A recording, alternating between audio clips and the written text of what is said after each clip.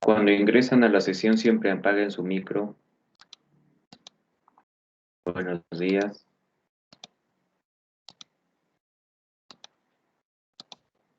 Profe.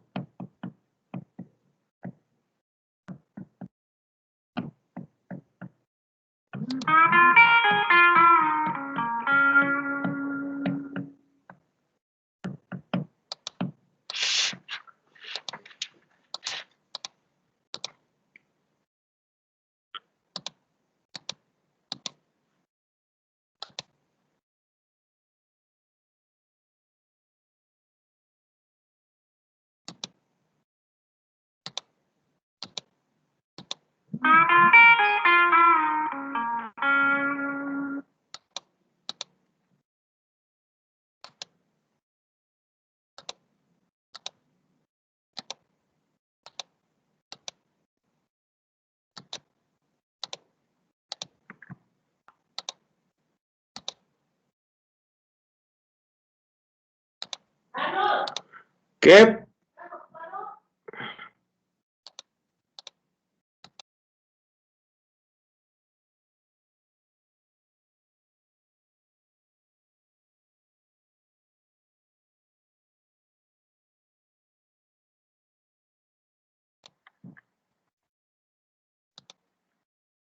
A la noca, Alejo.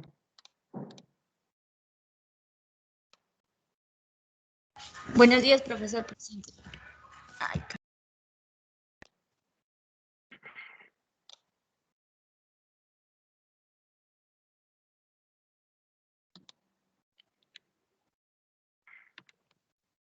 Pasa Costa. Buenos días, profesor presente. Benavides Guanaco.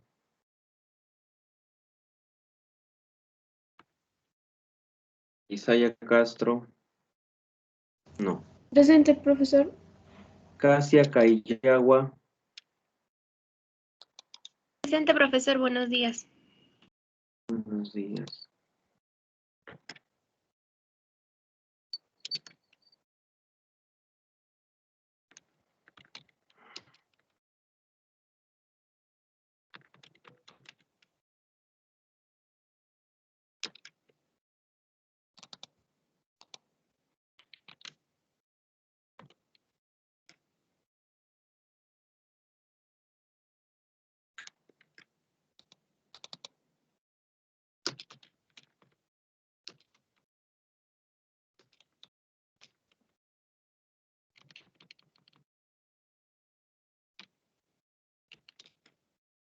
Ondori Yapura.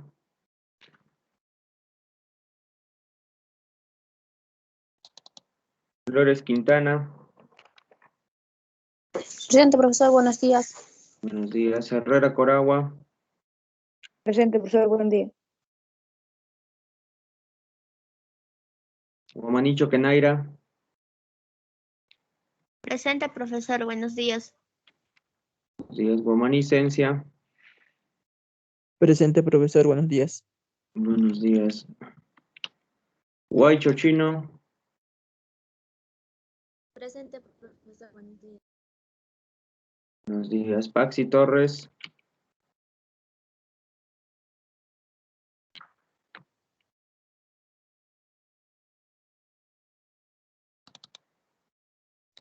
Puma Centeno. Presente, profesor, buenos días. Buenos días. Kiko. Presente, profesor, buen día. Buenos días. Quispe Jayo.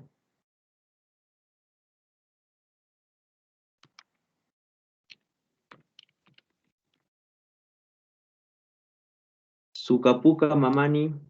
Presente, profesor. Valencia Huanca. Presente, profesor, buenos días. Buenos días. Vázquez Valdivia.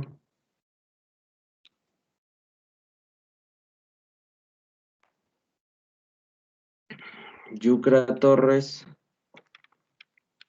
Presente, profesor, buenos días. Buenos días. Yucra Vilca. Zavala Segarra.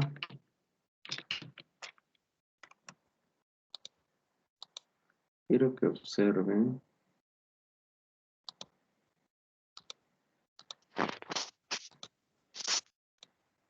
Apaguen sus micros.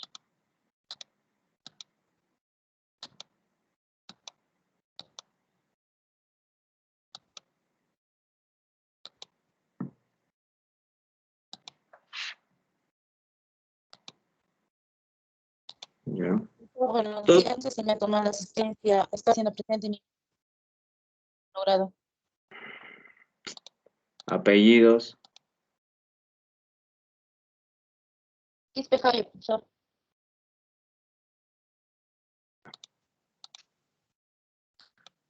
Profesor Paxi Torres, presente. Ay, uno por uno vamos a estar así. ¿Quién más?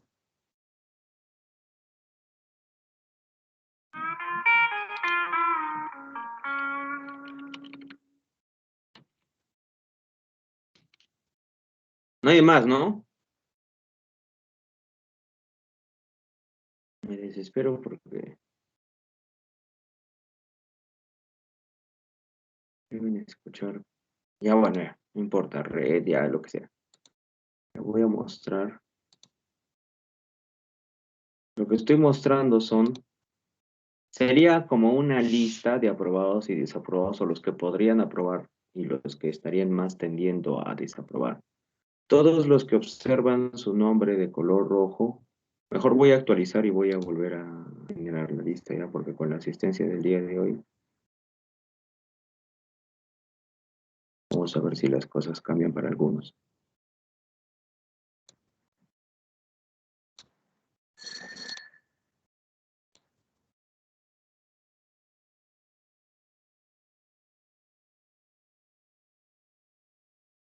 Ya, teniendo en cuenta que este módulo ha empezado hace 3 semanas, no, o sea, hace 2 semanas ha empezado, y esta es la tercera semana. Las asistencias se toman desde el primer día. Todos los alumnos que aparecen en rojo, por el momento estarían siendo desaprobados por faltas, y eso yo no lo puedo modificar. Tendrían que justificar sus inasistencias o comunicarse con el departamento de bienestar social para que ellos se comuniquen con ustedes y vean de cada uno si pueden o no pueden solucionar. Ya. Si no solucionan esa situación y sigue apareciendo en rojo el alumno, cuando yo paso notas y veo que está en rojo, simplemente es desaprobar, porque no se puede aprobar un alumno que tiene muchas inasistencias.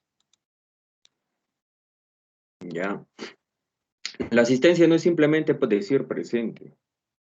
La asistencia se trata de decir, por más que sea virtual, ya han visto desde el día de ayer que hay evaluaciones prácticamente diarias que se les va a tomar. Es realizar las evaluaciones diarias. En la plataforma está su trabajo de investigación, la información del curso. Entonces, lo que tienen que hacer es revisar esa información. Si no pueden ingresar a una clase a tiempo, por X motivos tienen que revisar, están obligados a revisar. Yo no tengo por qué estar diciendo cosas que ya expliqué.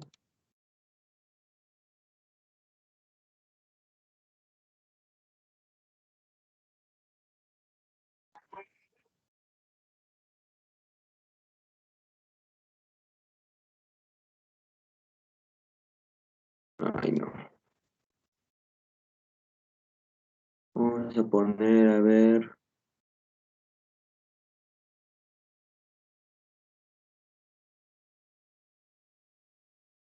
Este.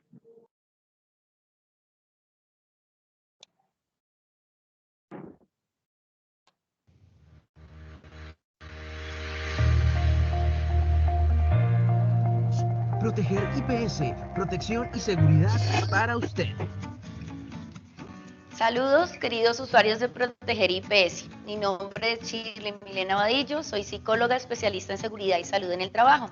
Hoy vamos a hablar de un tema muy importante para las organizaciones en la actualidad, que es la gestión del estrés.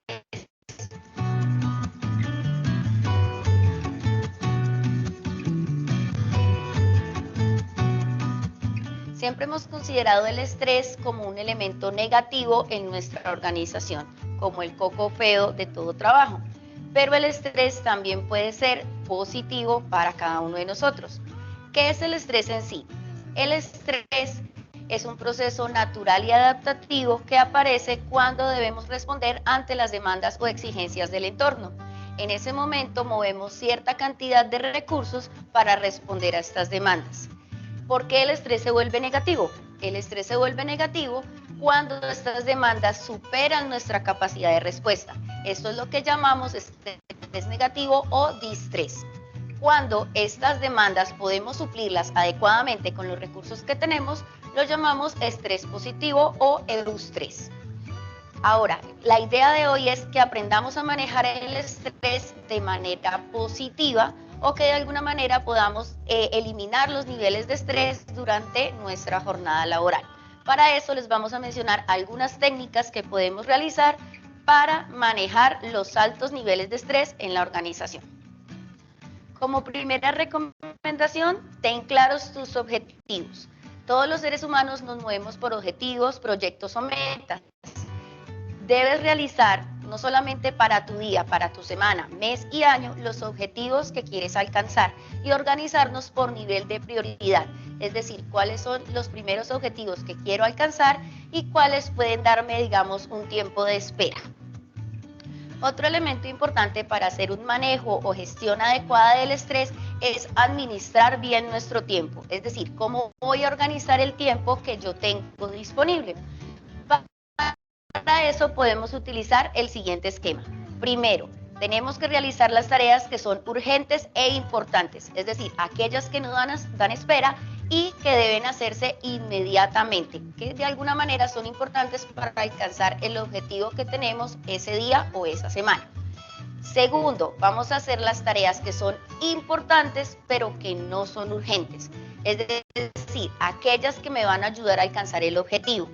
Como tercero, vamos a hacer aquellas que son urgentes, pero no importantes. Es decir, aquellas que nos pueden llegar a solicitar de manera inmediata, pero que de alguna manera no son tan importantes para alcanzar el objetivo principal que tenemos durante el día.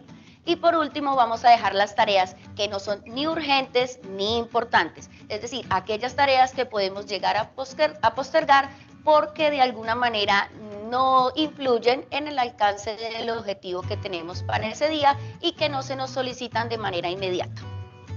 Otro tip u otro consejo que podemos dar para hacer una gestión positiva del estrés es aprender a decir no, especialmente aquellas tareas que de alguna manera no nos benefician para alcanzar el objetivo, que no son importantes para desarrollar nuestras funciones, como por ejemplo cuando alguien nos solicita que por favor le ayudemos con algo en lo que digamos de alguna manera no contribuye para desarrollar nuestra tarea. En ese caso debemos tener en cuenta primero siempre terminar nuestras tareas y luego así poder colaborar con las tareas de los demás. Como siguiente punto, tenemos que dejar atrás el perfeccionismo. Muchas veces nos esforzamos demasiado por hacer las cosas excesivamente bien, es decir, nos volvemos perfeccionistas con la labor y olvidamos que lo importante es realizar la tarea que tenemos programada. No estoy diciendo que no la hagamos bien, sino que tratemos de darle importancia a realizarla más que para que quede perfecta. Como siguiente punto, deja a un lado los objetivos que no son prioritarios.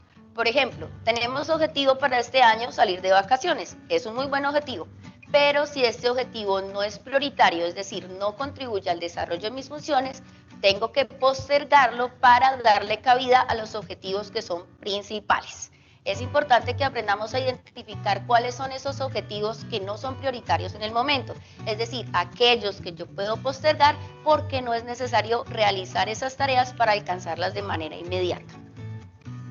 Como siguiente tip, debes tener un espacio en tu horario para aquellos momentos de intervenciones o de interrupciones que de alguna manera van a frenar tu trabajo.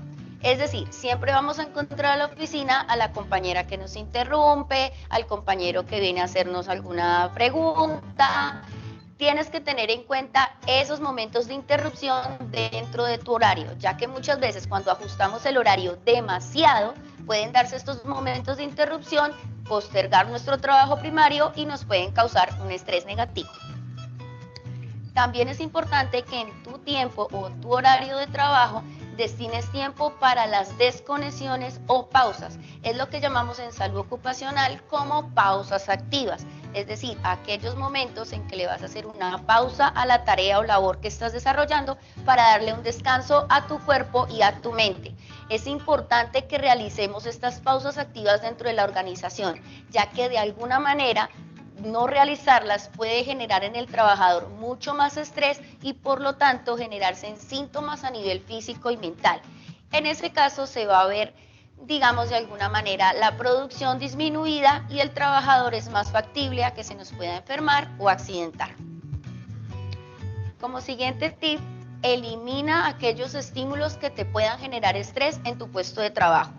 Aquellos estímulos como temperaturas, ya sea demasiado frías o demasiado calientes, olores que de alguna manera te disgusten y te puedan generar estrés. Mantén tu sitio de trabajo con colores que te generen tranquilidad y no colores que de alguna manera te causen alguna tensión. Y por lo general, aléjate de los ruidos fuertes. Mantén tu sitio de trabajo con un nivel de volumen adecuado, con un nivel de ruido que no te ocasione estrés. Y ahora que has eliminado estos estímulos negativos, rodéate de estímulos positivos, es decir, estímulos que te generen tranquilidad. En este caso, rodéate de colores que sean tranquilos. Los blancos y la escala de pasteles son buenas opciones. También olores que de alguna manera te lleguen a tranquilizar. A muchas personas por lo menos les tranquiliza el olor a lavanda. Eso sería algo muy bueno. En tu espacio de trabajo también es bueno tener imágenes, plantas, objetos que de alguna manera te generen tranquilidad. Puede ser la foto de un familiar.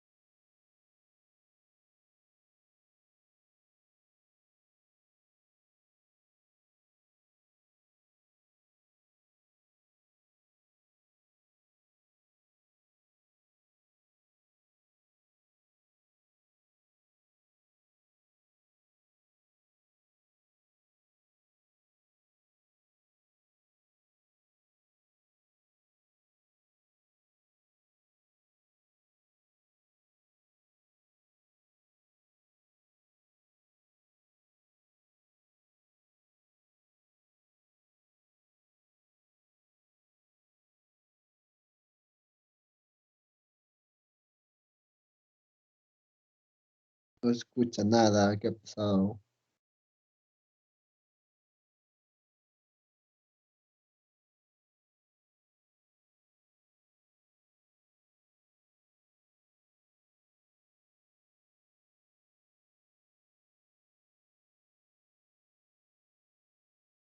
Profesor, se ha cortado el video.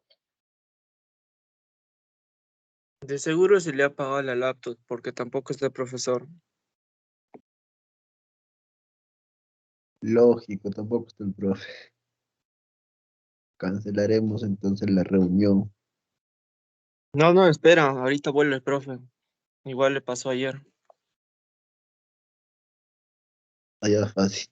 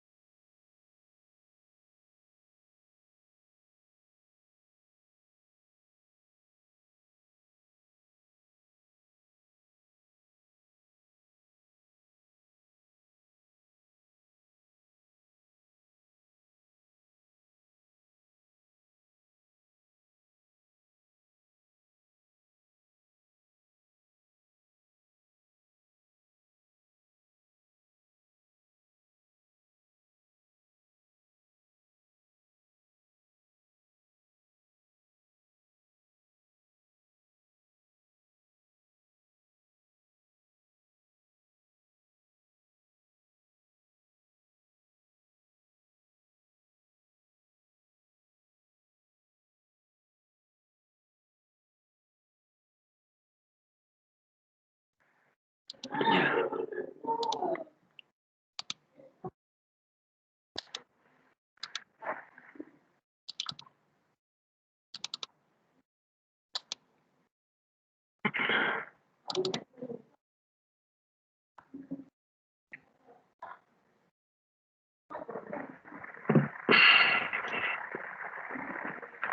A ver, ¿dónde está?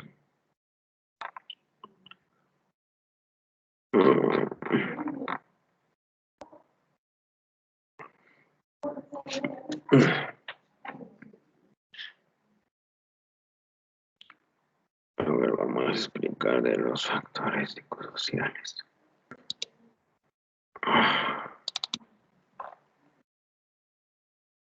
Ya.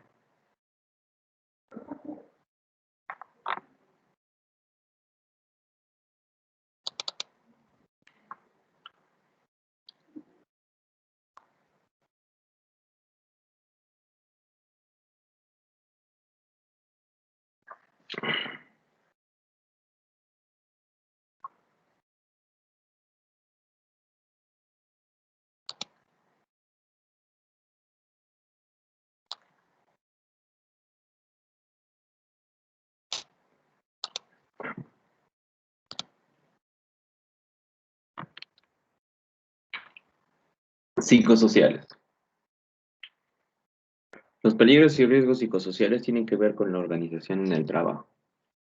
Puede ser intimidación, sistemas de turnos, puede ser temas relacionados generalmente a el trabajo, compañeros que practican el famoso moving.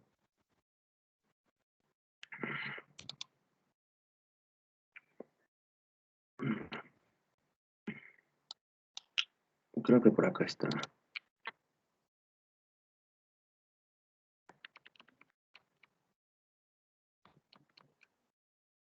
Ya.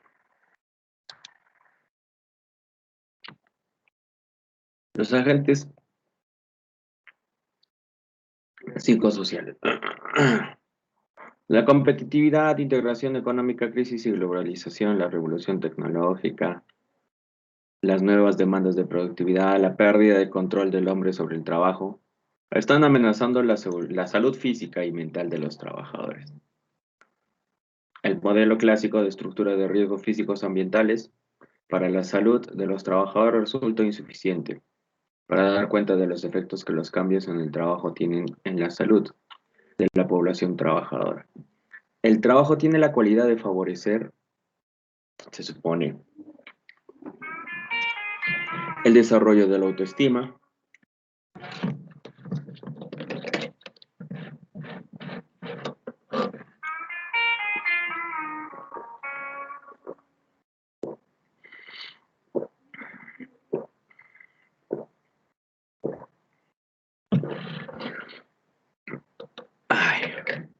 la seguridad, la estabilidad emocional,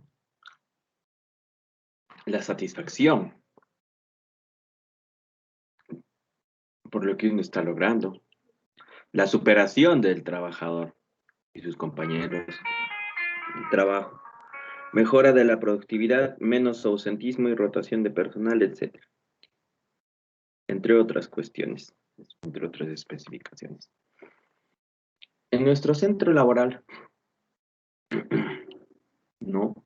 Cuando uno lo verifica, sería cuestión de que nos hagamos esas preguntas, ¿no? ¿Brindamos un ambiente laboral que motive al trabajador? ¿El trabajador se siente en su puesto de trabajo? ¿Se siente seguro, perdón? ¿Hemos considerado las limitaciones psicológicas y físicas de nuestros trabajadores? Yo me encuentro ahorita no mal. Eso ha lógicamente influido. A ver, un momento, un momento.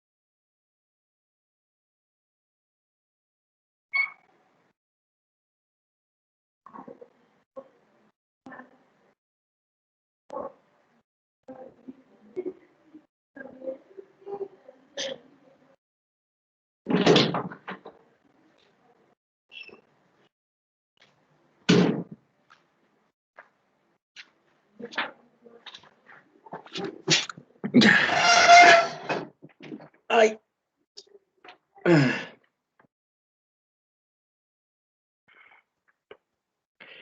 Hay un tema que produce en los peligros psicolaborales, que es las afecta psicológicamente.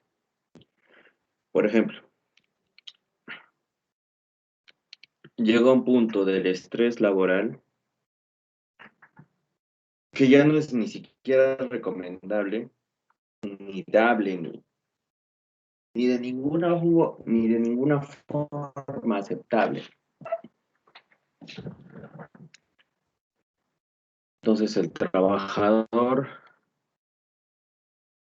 no puede estar o seguir exponiéndose a ese tipo de situaciones. Los psicolaborales tienen que ver con la estructura, bueno, tienen que ver con muchas cosas, pero puede ser por el contenido, la carga, el ritmo, etc. Por ejemplo, uno de ellos es el síndrome de burnout. Síndrome de burnout es el síndrome del quemado. Cuando un trabajador ya tiene tanto estrés o hay tanta carga acumulada que ya hasta se ha desnaturalizado su personalidad. Muchas personas que tienen el síndrome de burnout por, no sé, exceso de estrés, excesiva preocupación, es una respuesta al estrés laboral crónico, integrado por actitudes y sentimientos negativos hacia las personas con las que se trabaja, hacia el propio rol profesional, así como por la vivencia de encontrarse emocionalmente agotado. Se agotó la persona. Cansancio psicofísico, pérdida progresiva de energía, desgaste, agotamiento, fatiga. Despersonalización, cambio negativo de actitudes y respuestas hacia los pacientes. Falta de realización personal, incapacidad de soportar la presión. Otro, el mobbing o acoso psicológico. ¿Qué es lo que observan en la imagen?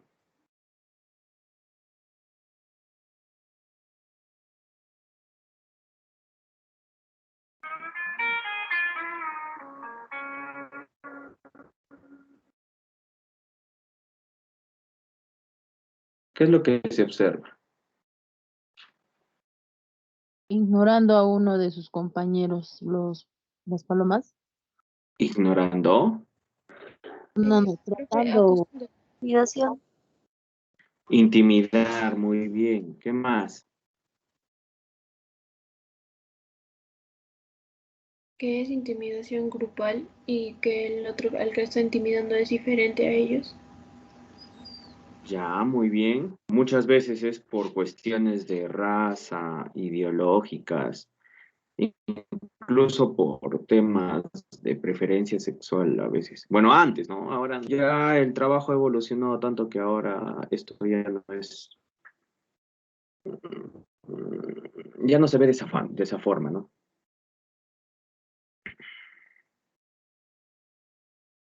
Las cosas, se supone que las empresas tienen que ir poco a poco adecuándose. Tienen que ir identificando, tienen que ir previniendo que no se desarrollen ese tipo de conductas, ese tipo de situaciones. Hay una mejora de la salud en el lugar de trabajo. Por ejemplo, sesiones antiestrés, inhalaciones profundas, prácticas con el resto de compañeros de trabajo, o sea, dinámicas, juegos. Hay muchas formas. El comportamiento es un factor crítico en cualquier sistema de seguridad industrial. Por eso es importante también impedir que se afecte al comportamiento, o sea, que el trabajador, sí, ya, tenemos que hacerlo para hoy día, ya, que no llegue estresado. Vamos a ver este video nada más. Ya no creo que se apague porque me está cargando.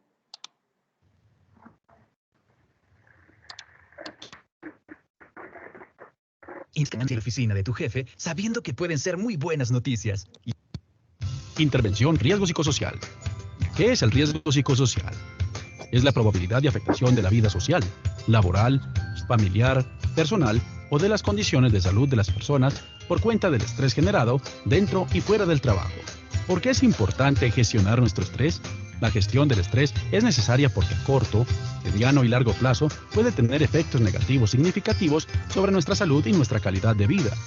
Cuando no manejamos el estrés en nuestra vida diaria, caemos en riesgo de tener dificultades musculares, dolores en cuello y espalda, cardíacas, respiratorias, mentales y de comportamiento, problemas de adaptación, depresión o ansiedad, gastrointestinales, colon irritable o gastritis, entre otros. ¿Por qué se debe evaluar el riesgo psicosocial en las empresas colombianas?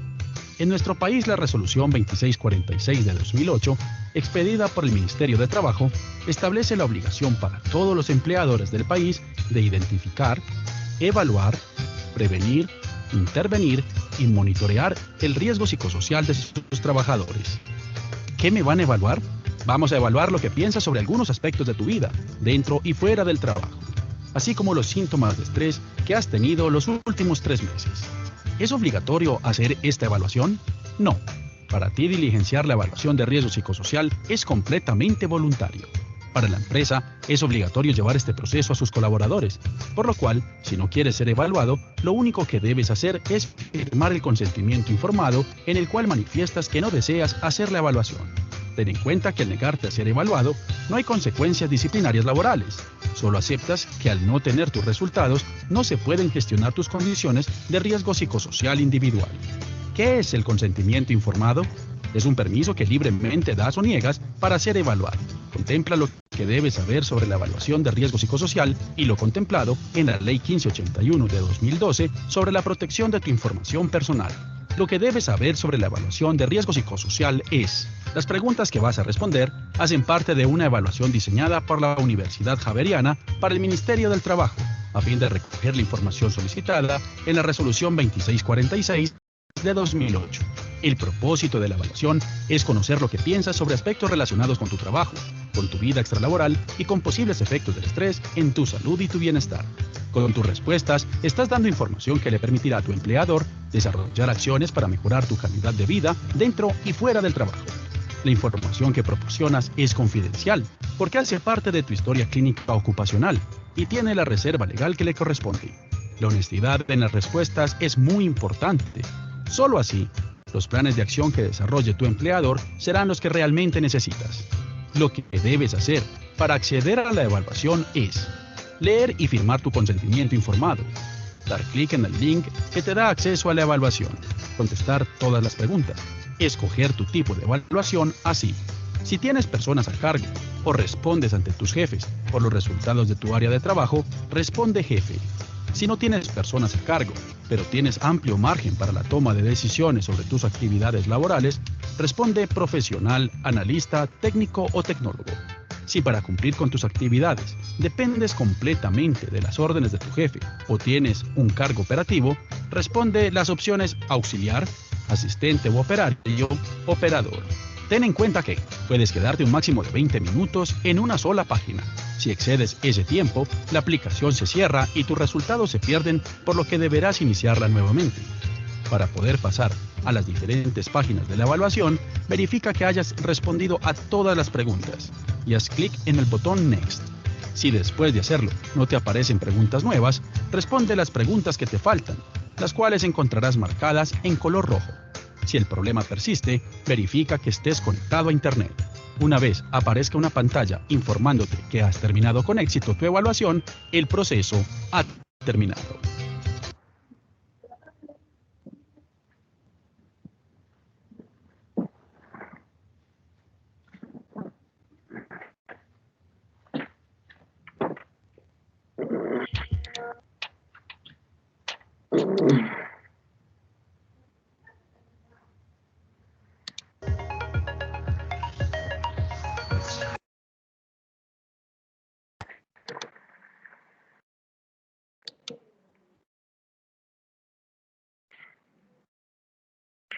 Bien.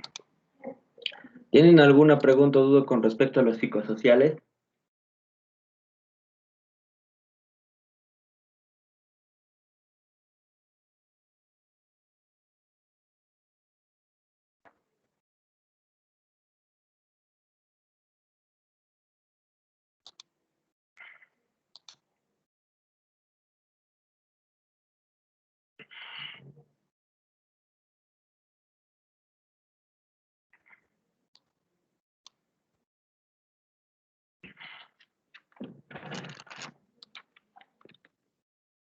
Ahoritas.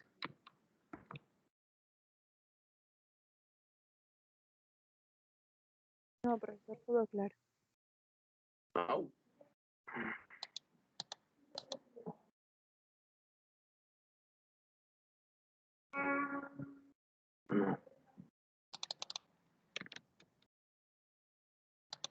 Los demás.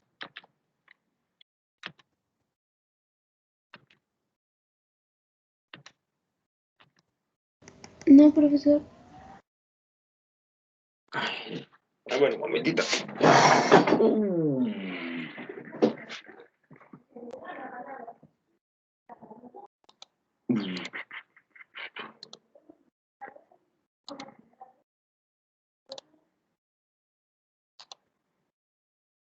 Ahora hablamos de los agentes biológicos. Agentes biológicos están constituidos por un conjunto de microorganismos, toxinas, secreciones biológicas, tejidos, órganos corporales, animales y vegetales. El riesgo biológico está presente en determinados ambientes laborales, que al entrar en contacto con el organismo puede desencadenar enfermedades infectocontagiosas, reacciones alérgicas o también intoxicaciones. Por ejemplo, los helmintos, las bacterias, o sea, los gusanos, ¿no? ¿Qué producen los gusanos? Los famosos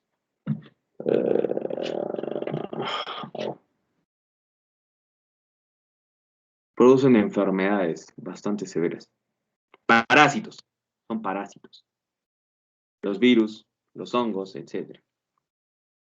Agentes biológicos pueden ser en algunos casos usados en algunos procesos, o pueden ser como de desecho, porque recuerda que cuando nosotros nos alimentamos, o bueno, desarrollamos determinadas actividades en una empresa, siempre hay agentes biológicos que se puedan generar. Por lo tanto, siempre es importante también estarlos verificando. Agentes biológicos que proliferan en el lugar por acumulación de basura o por circunstancias naturales. ¿Cuáles son las vías de entrada? La vía respiratoria, la vía digestiva, oral y fecal, la vía sanguínea, la piel y mucosas y la vía parenteral. Enfermedades. Son las enfermedades que se presentan, ¿no? Las causadas por la exposición. O sea, el riesgo, no el riesgo, sino la consecuencia es que se pueda contraer una enfermedad por estar expuesto a microorganismos u otros seres vivos. Inclusión de los que genéticamente modificados pueden ser los de los cultivos celulares y endoparásitos humanos, susceptibles de originar alguna afección. Acá tenemos algunos de ellos, ¿no? El resfrío, la tifoidea, la hepatitis, el carbunco, el tétano. Existen 3 fuentes principales: las que aparecen por descomposición biológica de sustratos asociados a ciertas actividades en camales, en fábricas textiles, en manejo de residuos; las que se asocian a ciertos tipos de hábitat; bacterias presentes en las redes de abastecimiento de agua; los que proceden de individuos que hospedan a un agente patógeno, la tuberculosis o algunos agentes específicos, ¿no? El personal médico y de laboratorio y otros trabajadores de los servicios sanitarios, incluidos hospitales, clínicas, centros médicos, están expuestos a microorganismos, como el virus VIH, la hepatitis, el herpesvirus, la rubiola y la tuberculosis. El trabajo no es que se puedan controlar. El personal de los museos y bibliotecas está expuesto a los mohos, a los hongos. Los síntomas habituales consisten en ataques febriles. En laboratorios, la utilización de microscopios en los mismos lentes oculares en distintos turnos de trabajo pueden originar infecciones oftalmológicas, producidas por las bacterias que se colocan ahí. En la industria farmacéutica, el principal riesgo se encuentra en la utilización de extractos de animales o vegetales. La vía de transmisión puede ser por agua, aire, suelo, por los animales o por materias primas inclusive. El agua juega un papel importante, por una parte al ser utilizada a partir de la red para bebida, limpieza, se generan riesgos de carácter general, comunes a toda industria, ya sea por su origen, superficial o subterráneo. Debe establecerse un programa de vigilancia de la potabilidad, por eso es que se potabiliza el agua. Un segundo contacto con el trabajador con el agua se da en las fases del proceso industrial, al facilitarse el desarrollo de determinados patógenos. Patógenos son generadores de enfermedades, en condiciones particulares de temperatura, pH o adición de sustancias. Los podemos encontrar en diferentes partes. ¿Qué es lo que entonces debemos hacer? Controlar. Controlar estas sustancias, saber dónde es que el trabajador se puede exponer, reducir la contaminación, reducir la exposición, entregar las medidas necesarias como son los equipos de protección personal, entre otros. Los protectores auditivos, los guantes, las gafas, etc. Protectores especiales, también medidas de bioseguridad.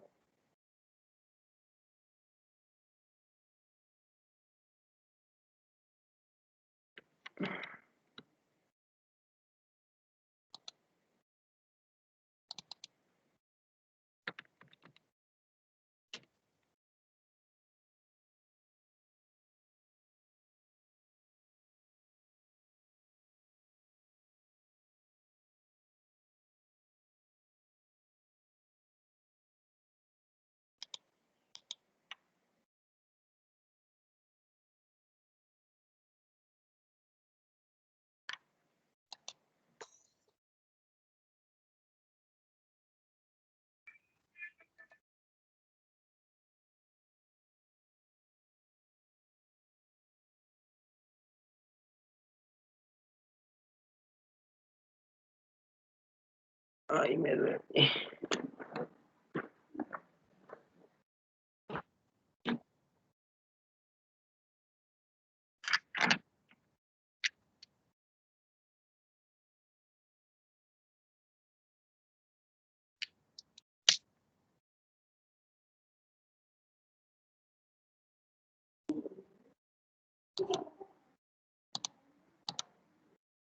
Ay.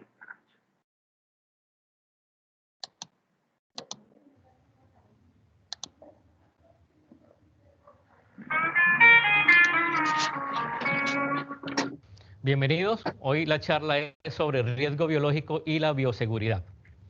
Para hablar de riesgo biológico hay que tener en cuenta varios ítems, los cuales vamos a interpretar o a dar a conocer a ustedes en el día de hoy. Uno de ellos es el riesgo biológico en los ambientes de trabajo, tener en cuenta que esto influye o hace parte también de la accidentalidad laboral y de los riesgos biológicos como tal. También hay que tener en cuenta la prevención en los medio ambientes de trabajo, y lo importante que todos estamos pendientes hoy en día es el tema de la vacunación. Hace unos muy pocos años en la ciudad de Cali estuvimos muy temerosos con una enfermedad que era la varicela. Tuvimos varios casos de varicela. Asimismo tuvimos hace unos 10 años atrás lo que conocimos como el H1N1. De todas maneras, hoy nos estamos enfrentando a una situación muy particular, que es la pandemia del COVID-SARS-2, de la cual no va a ser tema de nuestra presentación en el día de hoy. ¿Qué es un riesgo? Riesgo es una probabilidad de que ocurra algo. Y de esta manera, entonces, para eso existen unos factores de riesgo que tenemos que tener en cuenta y que lo vamos a presentar a continuación. Hay que tener en cuenta que hay riesgo para que una persona se enferme, y eso se llama prevalencia. Hay una posibilidad de que la persona esté enferma y tiene riesgo de después estar sano, y eso se llama incidencia.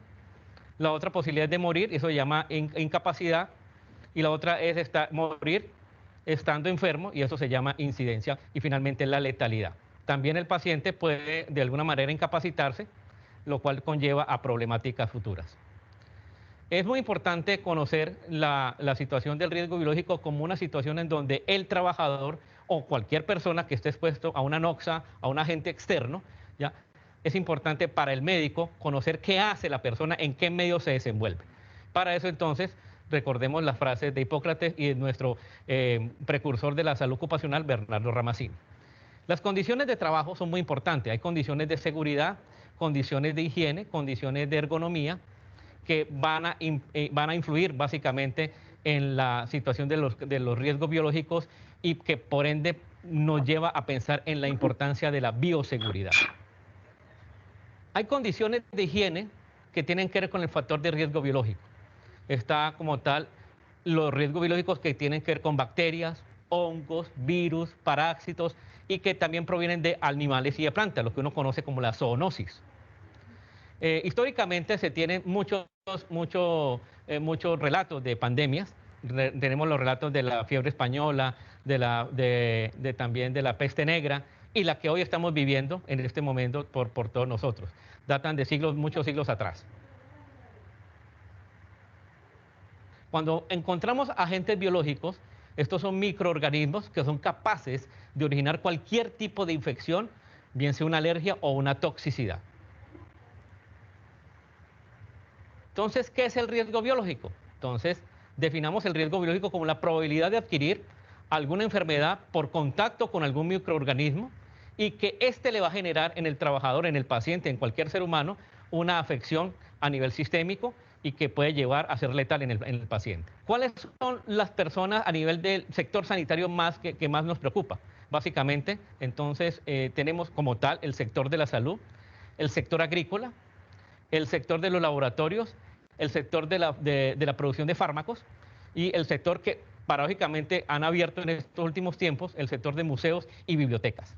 Dentro de los entornos que tenemos que tener en cuenta está el entorno sanitario, en donde básicamente nos estamos moviendo nosotros, tanto profesores como estudiantes, que nos movemos tanto en clínicas como en hospitales, como en el sector de odontología, como en el sector de patología, y en el sector de laboratorios. Otros sectores también comprometidos son el sector agrícola, el sector de la ganadería, el sector de la construcción, que también tienen que ver con esto, pero que no lo en este momento.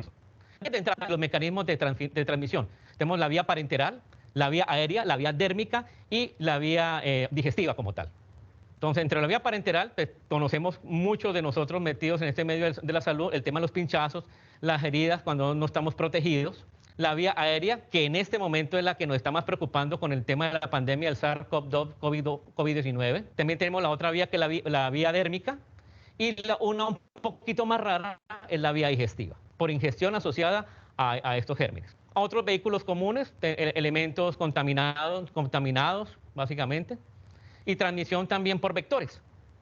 Esos elementos contaminados pueden ser alimentos, bebidas, medicamentos como tal, o por qué no inclusive cuando nos acercamos al área de la salud y entramos en un sector sanitario que está altamente contaminado. Hay varios sectores que hay que tener en cuenta.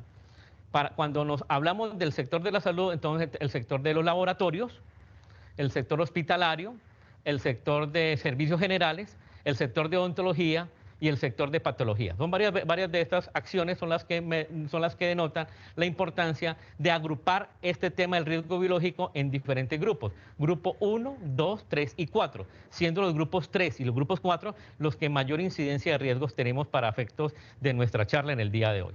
Entonces, a partir de estos resultados, de este análisis, uno tiene que hacer intervenciones que tienen que ver con ¿qué?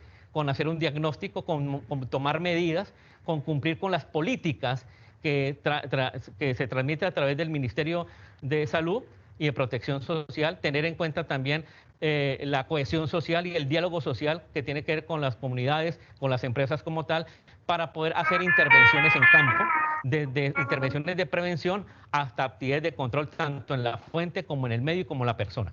La clasificación de los agentes biológicos peligrosos. Existe un grupo 1, básicamente, un grupo que tiene unas condiciones restrictivas y unas condiciones y unas recomendaciones como tal. Un grupo 4, que es de las más preocupantes, en donde aquí es donde tenemos claramente definidos nuestros riesgos, ¿ya? Son agentes patológicos que pueden causar una determinada enfermedad y que puede agravar en el hombre una situación seria de letalidad y de complicaciones a la calidad de vida del individuo. Para eso entonces tenemos unas condiciones restrictivas en este grupo 4,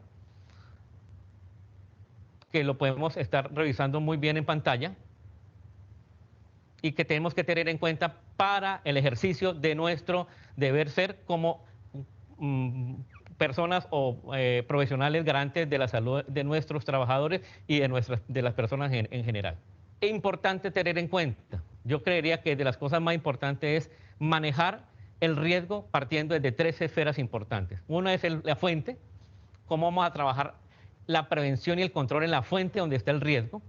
La otra es en el medio, donde se está migrando, donde está transmitiendo la enfermedad o en este caso la infección. Y finalmente en el individuo, donde normalmente es que estamos haciendo la práctica. Estamos atacando el problema es en el individuo, más no en la fuente ni en el medio como tal.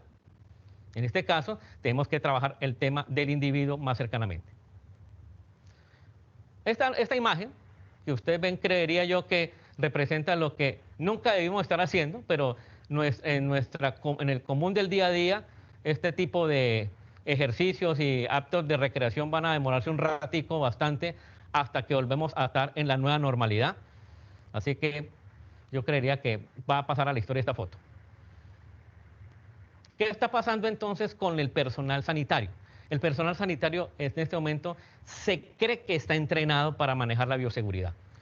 Se tiene unos niveles de manejo inadecuados como tal, ¿ya? Muchas veces no tienen entrenamiento. Muchas veces se confían de que como son personal de salud están manejando bien la bioseguridad y se han encontrado estudios que se han reflejado incluso en estudios de la British Journal Medical, como en estudios se demostraron que los mismos profesionales de la salud no se sabían lavar bien las manos, no usaban los elementos de protección personal adecuadamente. Nada es tan importante o tan urgente, ni tan importante que no nos permita tomar el tiempo necesario para hacerlo con seguridad. Es una de las premisas importantes. Igual que en cualquier campo de los esfuerzos, cualquier cosa que se haga, cuando sale, necesariamente si no se hace bien, saldrá mal.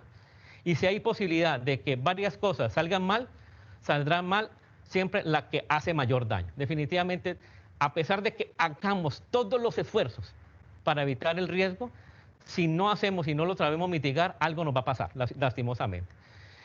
En ese orden de ideas, en la enfermedad laboral, que está por decreto en el Código de Leyes colombiana, a través del decreto 1477 del 2014, tenemos las enfermedades parasitarias, las enfermedades infecciosas como parte de este ejercicio. Esta tabla de enfermedades laborales consta de 2 áreas importantes, una vista desde la etiología o la fuente y la otra es vista desde las enfermedades. Tenemos entonces, de las enfermedades, unas enfermedades que son denominadas directas y otras enfermedades que son denominadas indirectas. Visto el decreto de la etiología, entonces encontraremos agentes químicos, agentes físicos, los agentes biológicos, los agentes psicosociales y los que hoy denominamos agentes biomecánicos o otrora tiempo denominados los agentes ergonómicos. Eso desde la parte desde la parte de la identificación del riesgo. Desde la parte concebida de la patología, tenemos enfermedades denominadas enfermedades directas, el conocimiento de ustedes, la asbestosis, la silicosis, la neumoconiosis originada por las minas de carbón, el mesotelioma maligno y algo que se logró obtener como consecuencia de la pandemia que estamos viviendo, incluir al COVID-19 como una infección que es una enfermedad directa en relación como enfermedad laboral para el personal que trabaja en el sector de la salud. En la presentación tenemos 15 capítulos, de los cuales me interesa que recordemos que para efectos de riesgo biológico tenemos básicamente el capítulo 1, que es el de las enfermedades infecciosas y parasitarias, que corresponde a lo que nos compete en este momento, ¿ya? Sectores económicos con mayor accidentalidad tenemos el primero de ellos, el sector de la construcción y servicios generales, y por allá casi terminando el listado tenemos el personal de la salud con un porcentaje no muy importante, pero que en estos momentos ha cogido bastante auge y claramente la estadística se ha invertido. Como podemos ver entonces, ¿ya? Los oficios con mayor accidentalidad, que otro tiempo no eran los de salud, hoy estamos encontrando que ese porcentaje, tanto en personal de enfermería como en personal de apoyo de terapia física y entre los mismos médicos, están haciendo que esa tendencia cambie y ya no estemos por allá en el 8º puesto, sino que estemos entrando al 3º o al 2º puesto incluso. Una de las cosas que quisiera que quedara grabado en todos ustedes en esta charla es que el riesgo biológico en el medio sanitario es sin duda el más frecuente entre los riesgos laborales dentro del personal sanitario. Es el riesgo biológico, por encima del riesgo biomecánico y por encima de otro tipo de riesgos como el riesgo psicosocial. Hay muchos factores, ya los habíamos mencionado, la confianza, la excesiva confianza, la falta de capacitación, la falta de entrenamiento y otras cosas, otros momentos que sobre el día a día van viviendo el personal de la salud y que está generando que, a pesar de ser de la salud y que son entrenados para que no cometan esos errores, se cometen. Se tenía antes pensado que esto del coronavirus es algo nuevo, pero si ustedes miran bien y revisamos bien en la presentación, el coronavirus hace parte de las enfermedades infecciosas, ¿ya? Que hacen parte del grupo principal de estas patologías de tipo parasitario e infeccioso. Hay un borrador desde el 2008. Se viene trabajando lo que son unas guías basadas en la evidencia para el riesgo biológico. Estamos en mora de que el Ministerio del Trabajo y el Ministerio de Salud saquen el documento para que como tal nos sirvan al personal de salud para que quede como guía y manejo para nosotros, ¿ya? Existen mucha información importante en cuanto a decretos, en cuanto a normas. Hay leyes, el Código Sustantivo colombiano, hay diferentes normas, hay diferentes resoluciones, hay diferentes circulares que nos permiten a nosotros dar una matriz legal, una matriz normativa que nos soporta la necesidad de hacer prevención en cuanto a riesgo biológico. Otra de las cosas que quisiera que quedara en el ambiente y como centrado en esta conferencia, en esta pequeña charla, frente al riesgo de infección. Sin lugar a dudas, si no hacemos nada frente al tema de la infección desde nuestra disciplina, no lo podemos hacer en ningún organismo sanitario, nosotros mismos, dentro de nuestra disciplina como seres humanos. Hoy el distanciamiento social, el lavado de manos, el uso de la mascarilla, en fin, sin lugar a dudas, eso es lo que nos sirve. La bioseguridad, entonces, entrando en la materia, corresponde a capítulo del riesgo biológico. Eso está perfectamente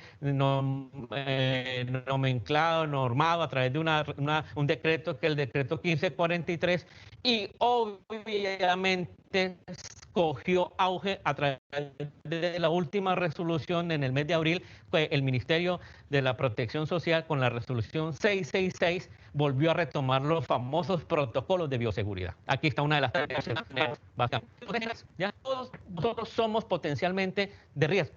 Tenemos que considerarnos cualquiera de nosotros en un momento determinado personas que estamos llevando un contagio. O sea que no podemos asegurar en este momento que ninguno de nosotros esté contagiado. Hay principios básicos. El principio básico es pensar que el otro, esa persona, paciente o no, tiene una infección y por ende tenemos que protegernos nosotros mismos. Precauciones universales, la higiene personal, los elementos de barrera, el manejo de objetos cortopunzantes, el componente de vacunación, que es donde en este momento todos estamos pensando querer llegar, pero eso se nos va a demorar un ratico más, y en la limpieza de equipos y superficies en el proceso de desinfección y asepsia. Dentro de la higiene personal, obviamente tenemos el famoso lavado de manos.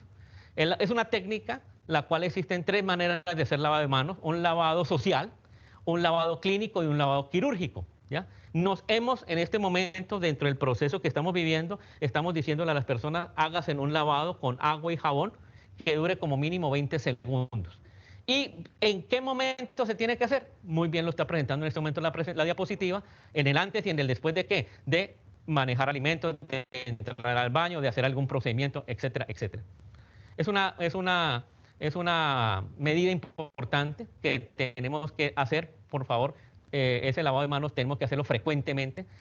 Tenemos que tener autodisciplina para estarlo haciendo siquiera en el día unas 6 veces al día. Empezamos en este proceso de la pandemia haciéndolo cada hora y ya estamos teniendo estadísticas que la gente se está lavando las manos hoy escasamente 2 veces al día, y es ahí también parte del problema del por qué esto se ha aumentado. Yo les decía entonces que el lavado de manos es un proceso que hay que hacerlo con cierta técnica, ¿ya? En donde tiene que haber una duración y hay que usarlo ojalá con agua y jabón. En la medida de lo posible, evitar de pronto sustituir ese proceso con una limpieza con gel antibacterial que no tiene, dentro de la misma evidencia científica, tiene la misma seguridad. Hay una serie de requisitos que se requiere para eso. En la medida de lo posible, cuando se hace el secado de las manos, en lo posible poderlo hacer con toallas de papel, en lo posible, y evitando usar paños húmedos, porque todo ese paño o esa humedad también va a generar la extensión de la infección, ¿ya? Les decía yo a ustedes entonces que el lavado de manos tiene otras variantes que en este momento, pues en su momento los trabajadores de la salud tendrán que practicar y fortalecerse en cuanto a el lavado clínico y el lavado quirúrgico, que son dos momentos diferentes, y que en un momento determinado se llegó a pensar que para efectos de la pandemia tendríamos que hacernos un lavado de esos quirúrgicos cual cirujano. No, en este caso, o sea, lo hacemos, es un lavado un poco mejor durante 20 segundos con agua y jabón, pero sin tener que llegar a la técnica que le manejamos anteriormente. Otra de las cosas que tenemos que tener en cuenta con respecto a eso es si tenemos que usar o no guantes. El uso de los guantes está bajo una restricción muy importante para el personal sanitario y para el personal que hace manipulación de elementos biológicos o cortopunzantes, ¿ya? O sea, junto con el lavado de manos se viene otra disyuntiva. ¿Cómo lo hacemos? Tenemos que hacerlo con técnica, con los insumos que tiene que hacerse para eso y básicamente con el apoyo en ciertos momentos del uso de guantes cuando se requiere. No todas las veces, ni en cualquier sector de la economía, se tienen que usar los mismos guantes en este caso. ¿Listo? Como les decía, hay unas metas para llegar. Estamos pasando en este momento la presentación cuando se hace lo que es el lavado quirúrgico, el lavado clínico y el lavado social. Perfectamente. Los elementos de barrera, dentro de las precauciones universales, uno de ellos es el uso también de la mascarilla o el tapaboca. Empezando este proceso de la emergencia sanitaria, se decía que solamente tendríamos que estar usando el tapabocas, el personal únicamente sanitario, pero como consecuencia de la extensión del virus, ya todos nosotros tenemos que estar usando unos tapabocas donde la clave del uso del tapabocas es el uso correcto del tapabocas, ¿ya? No como se nos está presentando, que es debajo en el cuello, no tapándonos la nariz, cosas que obviamente hace que ese esquema nos defraude como tal y haga que la precaución no cede. El uso de los guantes, como les decía, hay guantes para cada actividad de la economía, pero entonces estos son procesos muy puntuales en los cuales de acuerdo a la actividad que se vaya a hacer, se deberá usar, mas no es de uso masivo en este momento. La protección respiratoria, las mascarillas quirúrgicas como tal, ya tienen una función específicamente en la clínica, dentro del área hospitalaria, pero para efectos de hacer prevención de materiales particulados, de humos, vapores, gases, y por qué no, de esta prevención que tenemos que hacer, tenemos que tener una calidad en la mascarilla que no permita, mejor, penetrar ese virus a la vía respiratoria y por ende al torrente sistémico. Dentro del proceso del riesgo biológico, una de las últimas partes es el manejo de los residuos peligrosos, de los residuos sólidos hospitalarios. Y aquí tenemos el tema de los elementos cortopunzantes, las agujas, ¿ya? El bisturí, todo lo que conlleva a manipulación o secreciones de la persona, sangre, sudor, semen, secreciones del cuerpo, etcétera, etcétera, que conllevan a que por ahí se vaya también una infección.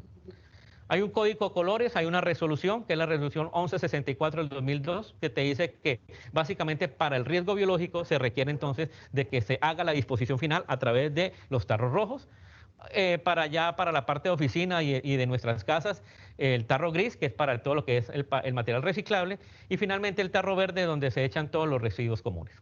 Hay unas imágenes de recipientes donde se pueden echar este tipo de residuos de tipo biológico, y que ya estamos entrando incluso en la onda de estar en nuestras casas también manipulando eso.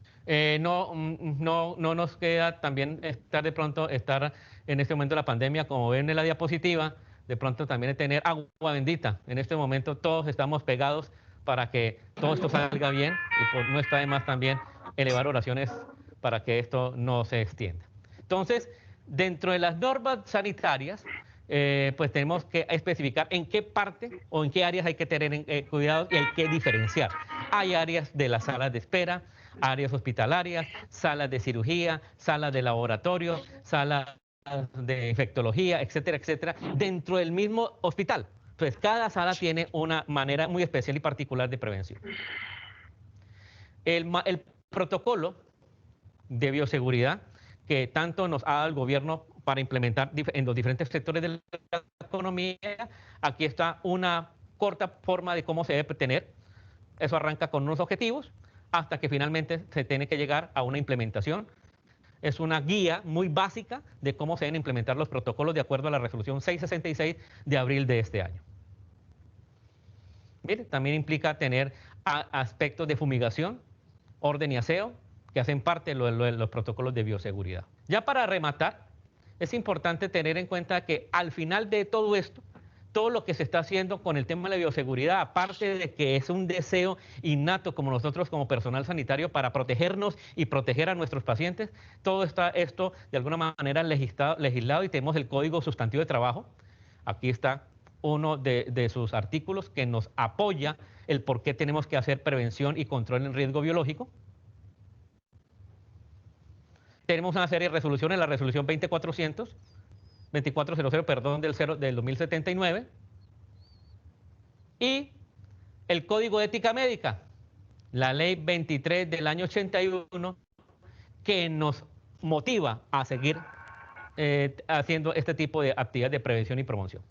Para finalizar, yo sí quisiera decirles que todos estamos en este momento atentos a la vacunación, y que este tema de la vacunación, tarde que temprano lo lograremos, pero no va a ser en corto tiempo. Este corto tiempo estamos esperando que haya de pronto la posibilidad de una vacuna finalizando este año, pero como en el tema de la vacunación estamos ante una expectativa que no es real en este momento. ¿Qué tenemos de vacunación? Pues aquí en la presentación hay una vacunación que hace parte del plan obligatorio de salud y otra vacunación que hace parte del plan obligatorio, que no es obligatorio, que se puede conseguir de manera. En este momento, lograr ese ítem del riesgo biológico, que es esperar una vacunación, esta parte del COVID todavía no la tenemos. Hay que esperar siquiera unos meses para acá. Entonces, en resumen, tenemos, 1, la bioseguridad es parte de nuestra propia seguridad. Todos nos tenemos que estar pensando de que ese otro, paciente o no, también es un paciente infectado de riesgo.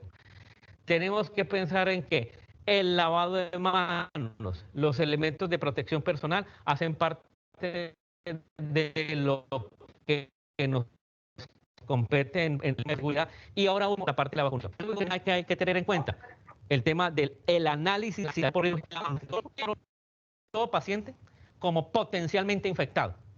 Las normas universales deben aplicarse con todos los trabajadores, con todos los pacientes, independientemente del diagnóstico que tenga. Entonces, esto sería por ahora un abrebocas de lo que espero a futuro pueda convertirse en un seminario mucho más extenso y donde logremos poder tocar con mayor detenimiento y con mayor amplitud cada uno de estos ítems que hoy les dije. A ustedes muchas gracias.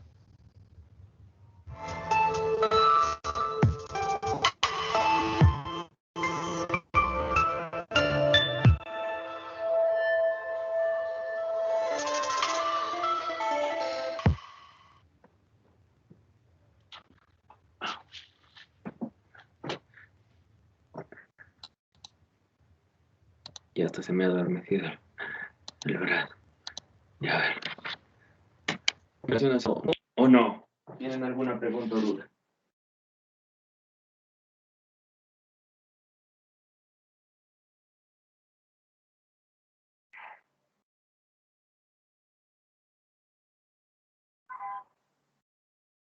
¿Tienen alguna pregunta o duda? No.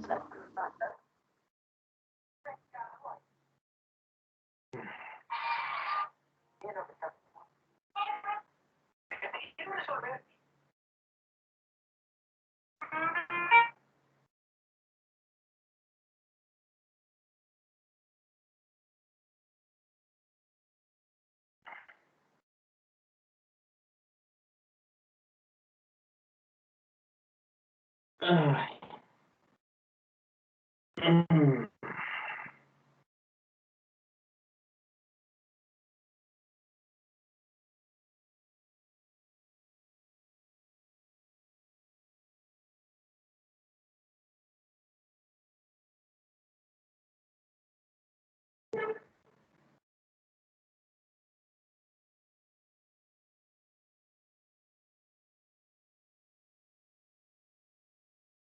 De ninguno de los dos temas, de psicolaborales ni de biológicos, ¿no tienen ninguna pregunta o duda?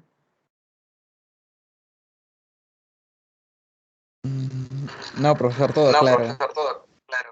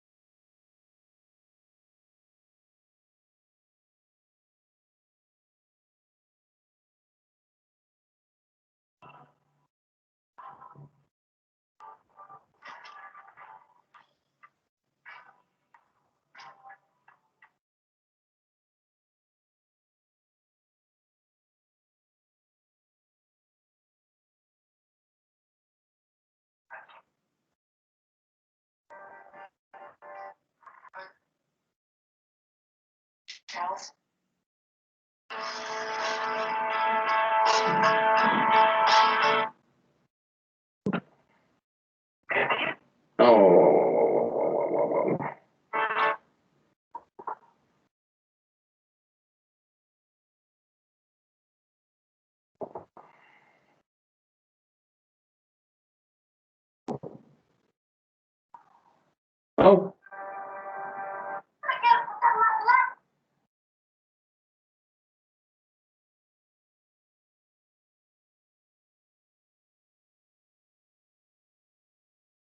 Oh, oh, oh, oh, oh, oh, oh, oh. Ay. Un momento, por favor, ya. Me voy a morir acá. Ay.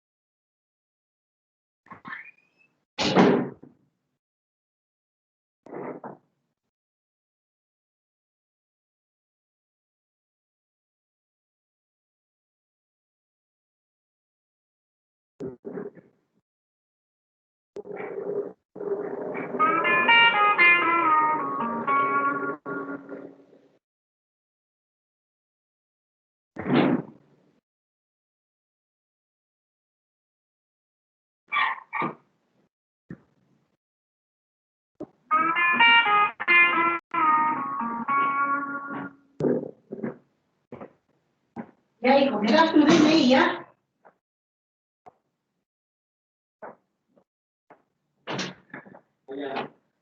Sí, mejor tu DNI me das. Mira, mira.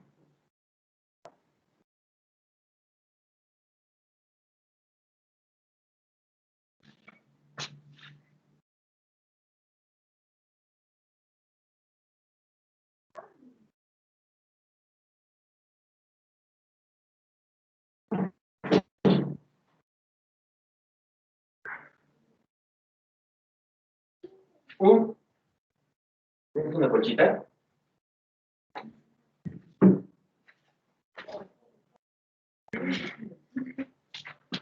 Eso no es difícil. Sí. Toma. Ya tengo el 5G. Me he ido a caminar por las calles, mira. Tengo el 5G.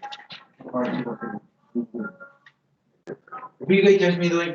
Yo le pertenezco a Bill Gates, va a contra mi cerebro.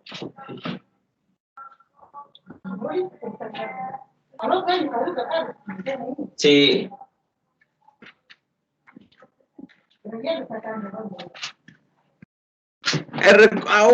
He recuperado peso.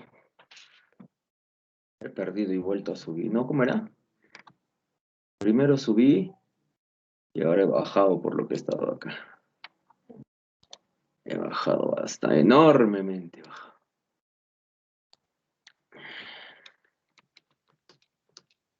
¿A ustedes les he hecho ver alguna vez el ciclo de producción del ladrillo?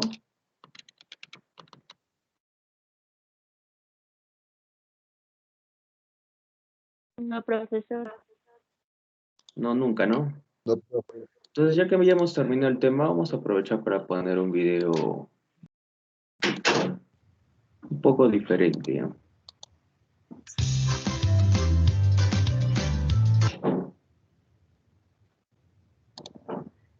Tiempo el ladrillo era la cenicienta de la construcción. Los arquitectos se volcaban en el acero, el hormigón y el cristal, olvidándose de los logros alcanzados por este material desde su nacimiento, 5000 años antes de Cristo. Perdón. Un momento.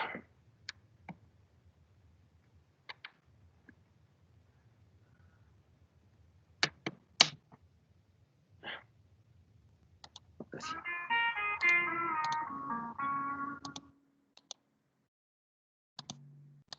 Aunque está en español, pero no importa. Está en español.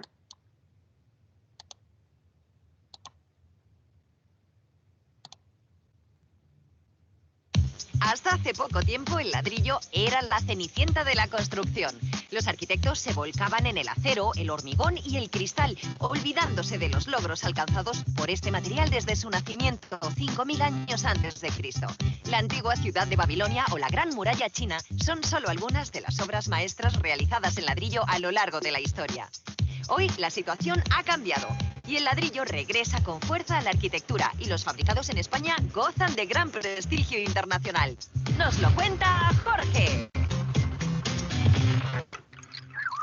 Cada una de las viviendas que ven está rodeada por 5000 ladrillos como este. No se estropean, no hay que limpiarlos, son impermeables y aportan calor al edificio. Hoy los fabricamos, son ladrillos de cara vista.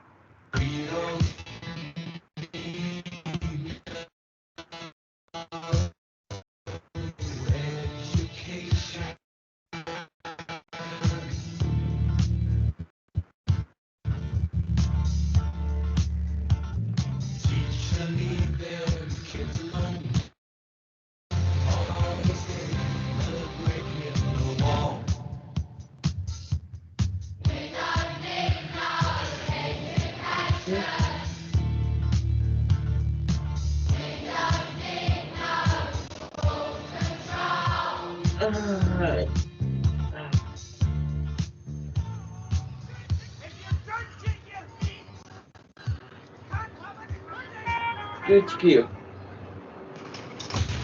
Este es un ladrillo normal, Jesús. ¿Cómo se llama este ladrillo? Esto es un ladrillo hueco doble. Hueco doble. Pero este no es el que vamos a fabricar hoy. ¿Hoy cuál fabricamos? El ladrillo que vamos a fabricar es este ladrillo. ¿Qué se llama? Esto es un ladrillo cara vista de grés. Cara vista porque luego se queda a la vista. Efectivamente. Hay de muchos colores, amarillo, gris, negro, marrón, blanco. No vamos a fabricar solo uno, vamos a fabricar 500.000. Hoy fabricamos 500.000 ladrillos como este.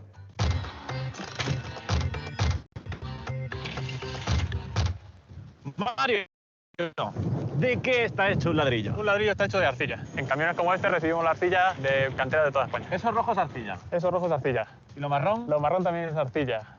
¿Y lo blanco? También es arcilla. O sea, que hay arcillas de colores. Sí, hay arcillas de muchos colores. Depende de la composición.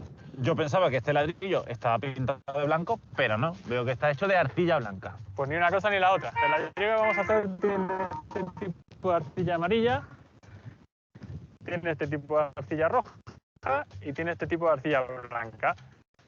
Si lo hiciéramos arcilla blanca, ¿qué pasaría? Pues no podríamos hacerlo porque no tiene capacidad de moldearse. ¿Qué integración? ¿Y está la mar de gusto? Sí. ¿Y que hace un frío? ¿Dónde estamos? En la Sierra de Guadarrama.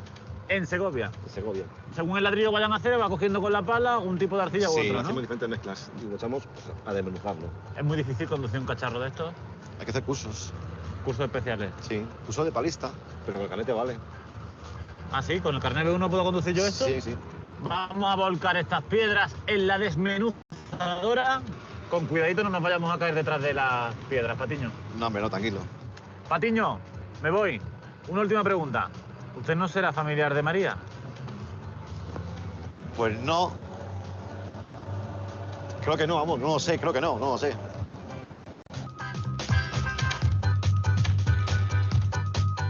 ¿Qué está pasando en esta máquina? Aquí estamos desmenuzando la arcilla porque para hacer ladrillo necesitamos polvo y entonces necesitamos hacer más pequeña poco a poco la piedra. Hay unos rodillos que con unas palas se hacen así y van rompiendo la piedra de tamaño más pequeño.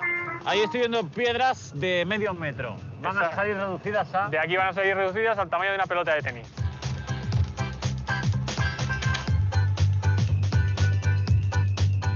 Y por ahí ya caen, Jesús, las piedras con tamaño de pelota de tenis. Este es el almacén de las arcillas, pero ya con tamaño más pequeño. Más pequeño. ¿El tamaño final que necesitamos cuál es? Por debajo de 1 milímetro.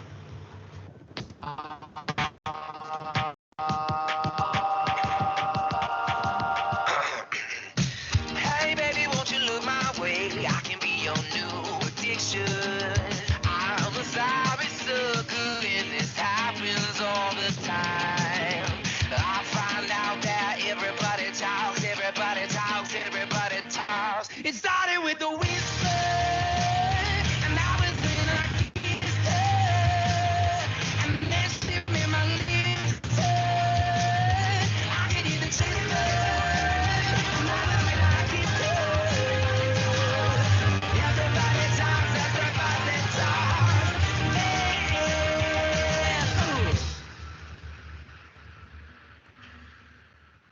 A partir de ahora empezamos a mezclar las arcillas. Pues digámosle a Alejo. Alejo, vamos a arrancar las arcillas. Aquí tenemos las arcillas mezcladas. porque tenemos unos alimentadores que nos regulan con unos variadores de velocidad la cantidad de arcilla que necesitamos de cada una de las variedades. O sea que de cada tolva sale una cantidad diferente de arcilla. Efectivamente, Y por eso aquí dependiendo... ya está en su proporción correcta. Eso es.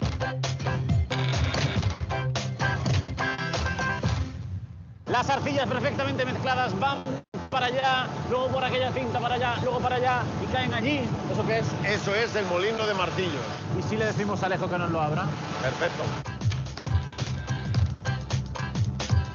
Esto gira para acá. Y los martillos van haciendo así. Esto es. Golpean contra la rejilla. Eso es. Y la arcilla se desmenuza más todavía. Se desmenuza. Las piedras entran así al molino de martillos y salen. ¿Cómo salen, Jesús? Chan, chan, chan, chan, chan, chan. Aquí ya tenemos este polvo. ¿Y esto ya está listo? Todavía hay que... Aquí la tamizadora esto es como una malla, digamos, ¿no sabes? Como un colador. Sí, como un colador. Está inclinado.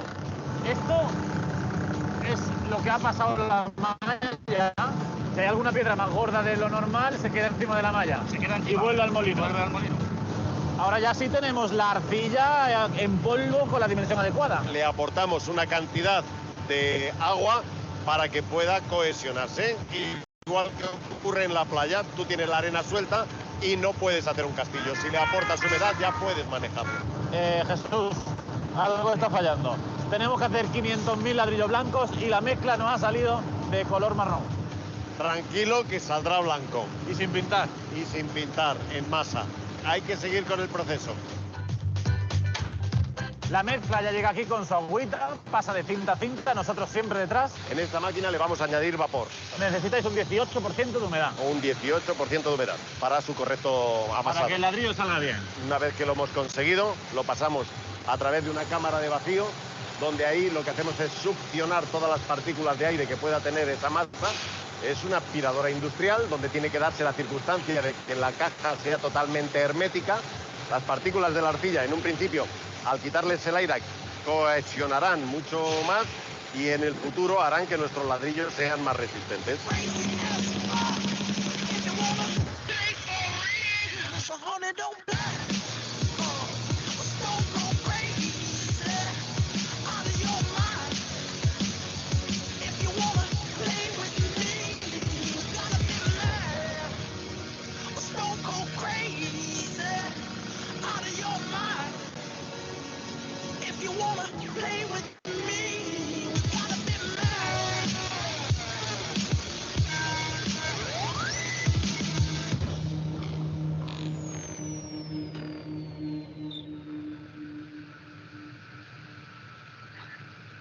Empujamos la arcilla contra este molde y conseguimos que nos salga un ladrillo gigante. Porque esto se está moviendo, aunque no lo parezca. Si ponemos un euro aquí, pues ya nos damos cuenta de que esto es un ladrillo gigante que se mueve. Paramos la máquina, le hacemos un corte y esto tiene ya forma de ladrillo y todo. Vaya, es la misma ¿quién no forma. lo diría? Aquí dentro lo que tenemos es un molde igual que este. ¿Y por qué a estos ladrillos los agujeros se le hacen aquí y no para allá, como en los de toda la vida? Porque este ladrillo, cuando se coloca en obra, se coloca en esa posición. Al tener más agujeros, nos va a permitir que la masa de sabres acerados o cuerdas de piano, como las que tienen los pianos. Sí, efectivamente, son el mismo material. También tenemos en la parte posterior unas roldanas que lo que hacen es biselar todo el ladrillo por arriba. Las cuerdas cortan por aquí. Esto es. Y estas cosas que tú les has llamado roldanas de biselado. Que son como con lo que yo parto la pizza. Más o menos. Pues corta por aquí, ¿no? Para poder dejarlo perfecto. Esto sería un ladrillo ya. ¿Esto está duro o está blando? Esto está totalmente blando. Mira, ¿hasta qué punto está blando? Somos capaces de moverlo y malearlo. Pero, entonces, ¿qué se le hace al ladrillo para que se endurezca y no se rompa? Esto hay que quitarle la humedad, hay que secarlo. Pues vamos a secar ladrillos. ¿Y esto lo tiramos? Ahí, se recicla todo. Vuelve al proceso y se recicla otra vez. Muy bien, me voy al secadero.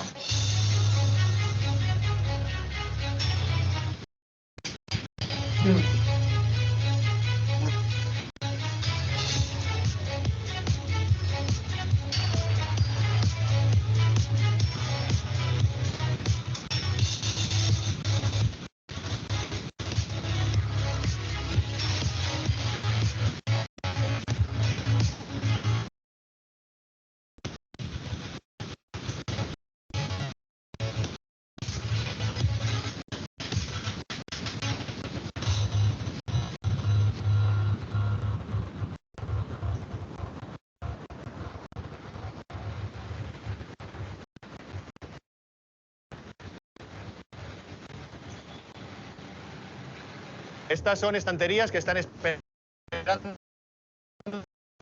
para entrar en el secadero. ¿Cuántos ladrillos caben en cada estantería? 4.500. Y esta ya es la entrada al secadero. Vamos. Rapidito, que aquí hace mucha calor. Tenemos temperatura de 80 grados, que es la temperatura que hay en la sauna de los gimnasios, más o menos. Pero claro, nosotros vamos abrigados con chaquetón y todo, porque fuera hace menos 5 grados. Así que vamos a salir de aquí cuanto antes. Hace mucho calor. Te quema todo. Corre. ¿Por qué? ¿Por qué?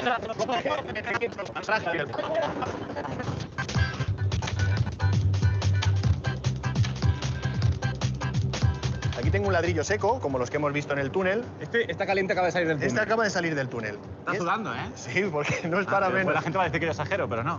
Y este está húmedo. Es de los que hemos visto en el moldeo antes. Ha encogido. Ha encogido. Esto es debido a la pérdida de humedad que se produce dentro del secadero. ¿Por qué hay que quitarle la humedad? Porque si entra con humedad dentro del horno, explota. Porque la humedad que queda dentro quiere salir muy rápido, en forma de vapor. ¿Hay que meter esto en un horno? Claro. Ahí entrará solito el ladrillo. Ahí Vamos a la salida. Venga, sin duda. Vamos al horno. Antes de meter los ladrillos en el horno hay que cambiarlos de transporte, de cochecito. Antes venían en estanterías metálicas y tenemos que pasarlo a vagones cerámicos para que aguante la temperatura que va a haber dentro del horno. Porque si no, las estanterías estas de antes se fundirían. Fundirían totalmente. Vamos a la sala de control y aquí te explico cómo funciona el horno.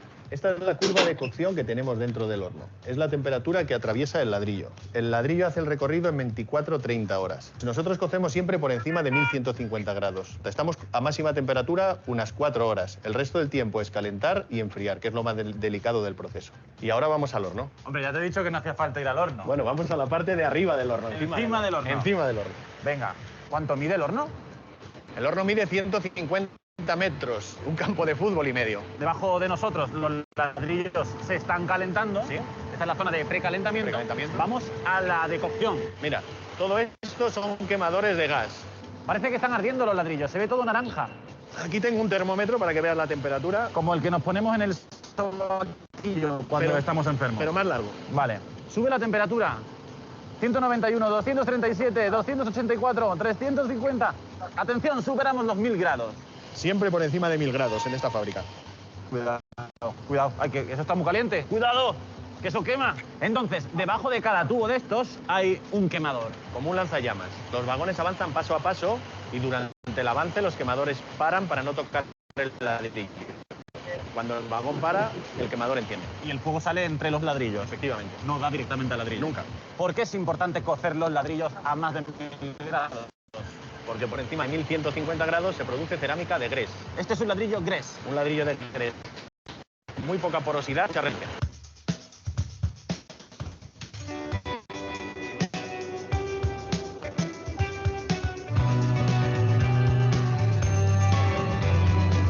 Trajeron ropas para impresionar.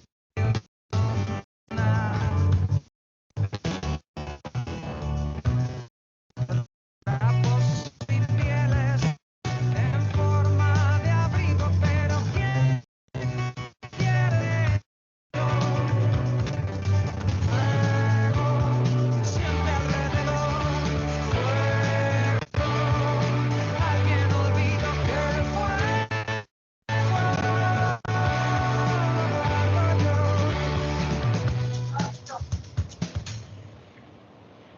Estos son los primeros 60.000 ladrillos blancos que han salido hoy del horno. Vale, Jesús, pues vamos a hacer una cosa. Me voy a llevar este de muestra al laboratorio para comprobar que lo estamos haciendo bien. Fuertes y resistentes. Rubén, te traigo un ladrillito para que le hagas una prueba de resistencia. Muy bien, vamos a ver lo que aguanta. Esta es una máquina de resistencia a compresión. Vamos a hacer fuerzas sobre el ladrillo, presión por arriba y por abajo. Eso. Para que el ladrillo se dé por bueno debe llegar a 1200.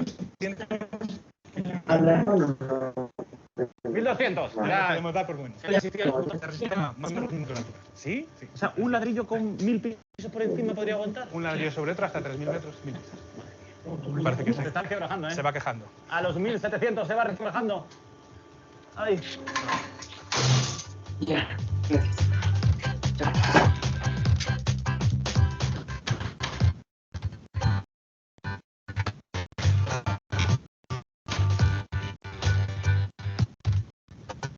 Tengo el corazón que se me va a salir. Pero antes de marcharme tengo que hacer todo. A ver, las ponemos en polvo, le echamos agua, luego hicimos este ladrillo moldeable, lo secamos y lo cocimos. ¿Por qué cambia de color el ladrillo? Cambia de color depende de la temperatura a la que lo pasamos. Esta arcilla, por ejemplo, cambia de color a 1200, a 1250 y este sería 1300 y ya estaría quemado. Pues solo nos falta ver con ladrillos blancos en un edificio. Pues así quedan colocados en un edificio 500.000 ladrillos de cada los continentes. Vamos a ver cómo los hacen.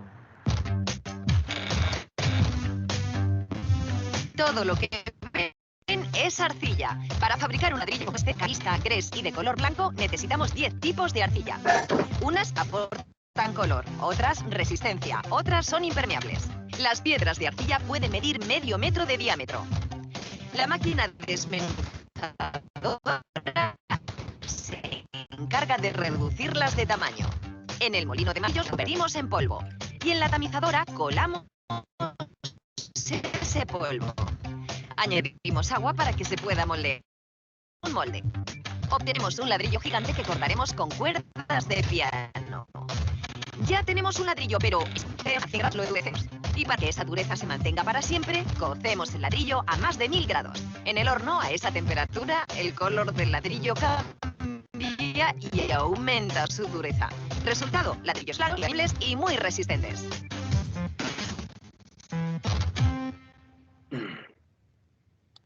Bien. Ahora sí, eso sería todo.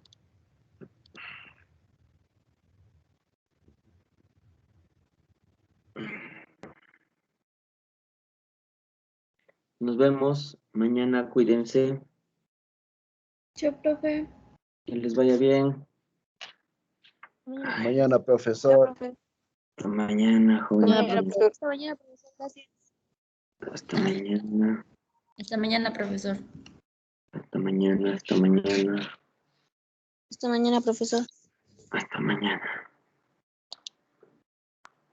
Hasta mañana, profesor. Cuídese. Nos vemos, cuídense.